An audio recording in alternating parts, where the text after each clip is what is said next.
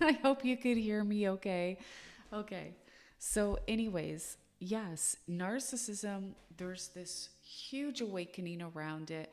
Many people, even in marriages, people that have been married 25, 30, 35, 40, 45 years are waking up and realizing, whoa, whoa, everything these people are talking about, that's what I've been going through. Oh my goodness. Oh, your husband was like this? These things happen? You went through that too? Your wife did this to you too? Oh my goodness. Like it sounds like it's textbook. And like I said in one of my videos, it is textbook. There are the 9 narcissistic traits that they use to determine and to diagnose NPD and narcissism. But they can come out in different ways. But at the end of the day, it all causes the same harm. And it's all for the same intentions and the same purposes for a narcissist. So I just wanted to share that with you that tonight, if you're going through a separation, a divorce, or any kind of situation, even maybe a breakup, right? Maybe you've only been with somebody for 6 months, 3 months, or maybe a year, and you're just beginning to figure things out, and you're beginning to realize, wait a second, this person's not good for me, whether it's a man or a woman, because this happens to both, okay? There's female narcissists and male narcissists. This is not a male thing, right? And apparently it is 50-50 now. In our time, in 2025, it is 50-50. 50% of women have narcissists or narcissism, and 50% of men will have it. Okay, the numbers are the same across the board now. So if you're going through this, I just want you to know 2 key things I've talked about tonight is that healing is not linear. You're going to have those really, really rough days. Okay? That's when you reach out to a friend. That's when you look for support. And I cannot emphasize enough how important it is to find support systems if you are coming out of narcissistic abuse or high toxicity, high toxic relationship. It is so crucial that you find it. Or if you've been through betrayal trauma, if you have betrayal trauma, so that's where you've experienced betrayal after betrayal after betrayal, which if you are in a narcissistic marriage or relationship, you are going to experience lots of betrayal, okay? What you need to do is get a strong support system in place. And please, I recommend, and I say this with all my heart, and a lot of what I'm going to share in my videos is because I've experienced it and I went through it, and it was a first time for me, and I really did not have a lot of people to walk through it with me that have been in a romantic narcissistic relationship. I had friends that had parents that were narcissists or friends that were narcissistic, but I don't. I have some now that I'm meeting by helping people, but I really never had a lot of close people in my life that had experienced a romantic relationship with a narcissist. And it's completely different from a parent. So I just want to tell you to get that support system in place with somebody that has some kind of understanding about narcissistic abuse. Okay? It's crucial because otherwise you're going to be gaslit more. You're going to experience more trauma because they're going to invalidate you, what you're feeling. So that's the one thing I can say from my heart. And that's one thing, if I look back, that there were some times where I went to certain people for advice and help and realized that they couldn't help me because they just didn't have the understanding. It wasn't intentional on their end. It's just, let me tell you, if you you know because you've been through it. But for someone that doesn't, that has not been through or in a romantic relationship with a true narcissist, they don't know. And you can't teach them. You can tell them things, but as you're going through your experience, they're not gonna get it. They're not gonna understand. I hate to say it, but it's just the truth. It's the way that it is. So try to find people that are like-minded, that have been through a similar experience, or therapists that have training in narcissistic abuse. And I do believe, like when I first started therapy 4 years ago, I couldn't find a counselor specific to narcissistic abuse. They understood some of the dynamics of it because they took psychology, but for the most part, I was teaching them things because they didn't know. So that's very important, that if you're going to go to a social worker or a counselor, even a psychologist, even though psychologists will be more familiar with the DSM and with the, oh my goodness, I'm having a brain fart here. Anyways, those personality disorders, even psychologists may sometimes not understand narcissism that well, like in order enough to help you and to validate what you're going through. So very important, okay? And then the other thing is forgiveness. You know, you don't have to force yourself to forgive somebody that has caused you harm right away. You know, if your spouse or your partner was narcissistic, I know that the hurt and the pain, I can imagine, and I know the trauma that comes with that.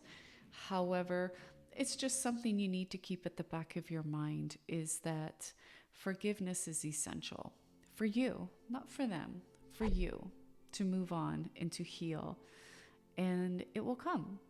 So anyways, I want to finish off with just a bit of a word for you, that if you're feeling discouraged and you're feeling tired and you feel like I just can't do this, this is too much, because I know divorce is one of the heaviest things you will ever go through.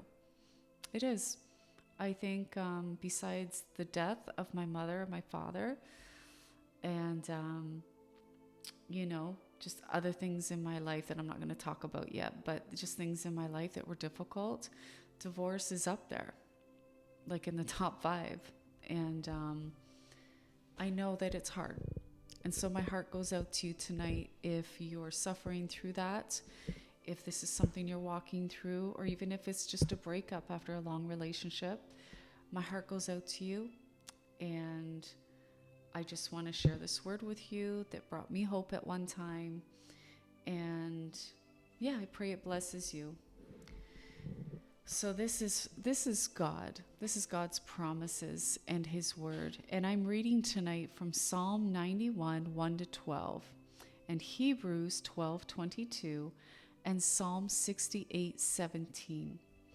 It says, I will send my angels to fight for you. Okay? So you're not alone, honey. You're not alone. Whoever you are, you're not alone. You're never alone.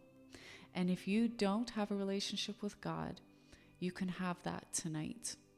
You can have it right now. You just have to pray to him and open your heart and ask him to come into your heart, into your life, and just submit your life to him and ask him to take over for you. And he will. And he will. And if you do make that decision, and you've never made that decision before, would you message me? Would you send me a private message, DM me? I'd like to talk to you, and I'd love to share some stuff with you that will help you on your journey, okay? So I'm just going to read this to you. My child, because you dwell in the secret place with me and have turned to me for your refuge and fortress, I have covered you with my wings. I have given my angels charge over you to keep you in all your ways. My great angel warrior to defend my servant Daniel, so too I will send my angels to fight for you. That's us, a child of God. I will bring you safely to my holy city of Zion, where an innumerable company of angels will be your defense. We have angels all around us. Even people that don't believe in God believe that there are angels around us. And let me tell you something. They protect you. We have no idea the accidents we have escaped, the tragedies we have missed. And I'll talk another time about why some people don't miss them. Why do tragedies happen to good people? Why do bad things happen to people? And I'm going to talk about that another time. But I just want you to know there are angels around you. There is. There is. I will release my angelic army, thousands of thousands, to defend you. What a promise. And this promise was to the Jewish people, to the Israelites back in the Old Testament. But this is for us today. It's the same thing for us today. They will destroy the demons that come to destroy you. Fear not, for I will send my angels to minister unto you. Amen. Let me pray this for you tonight. Pray with me. Just agree with me.